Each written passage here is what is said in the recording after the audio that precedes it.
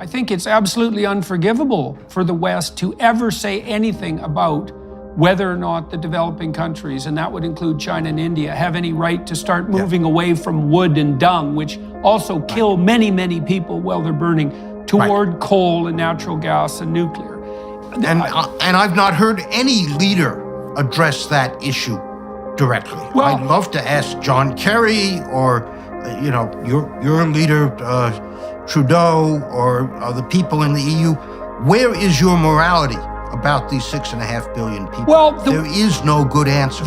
This is the argument as far as I can understand it. And I've been trying to follow along, let's say on the psychological front, trying to piece this together. It's something like pay now or pay later. Sure, many, many people are going to suffer if we raise energy prices and put on limits to growth, but that will be nothing compared to the suffering of people 50 to 100 years down the road if we don't take emergency action now. So that's the basic argument. Okay. Nonsense. Okay, why? Okay, that's not what the science says, okay? Let me start with, again, something pretty simple. Let's look at the last 120 years. Okay? Since 1900, to now, the globe has warmed about 1.3 degrees Celsius. In that time, we've seen the greatest improvement in human betterment we've ever seen. The population has gone up by a factor of 5 in that 120 years. The GDP per capita has gone up by a factor of 7. Longevity increased from 32 years to the current 72 years. Across the globe, literacy fraction has gone up enormously, fraction in extreme poverty has gone down, and so on, even as the globe warmed another 1.3 degrees. Now, the IPCC projects, best guess right now, about another 1.3 degrees of warming in the next 100 years.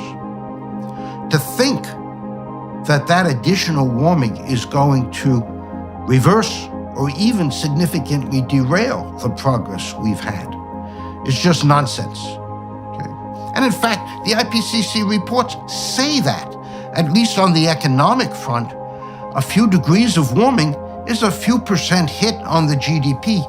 Which will increase anyway, substantially over the next 100 years. Yes. Right. So instead of going up by 400%, it'll go up 385%. Right, something, right. Which is within the uncertainty, well within the uncertainty of prediction. So the notion of a climate catastrophe is just nonsense. Okay, so I'm gonna push. It says it right there in the reports. Okay, I'm gonna push you on that, and I'm gonna try to take the hypothetical alternative scientific perspective. So back, I guess it was 100 years ago, 150 years ago, something like that, Thomas Malthus wrote his famous essay on population and extinction in some real sense. And so for all those of you who are listening, you need to know this idea. So Malthus, who was quite a smart observer, noted that in natural populations, there are often cycles of boom and bust. And so under standard natural conditions,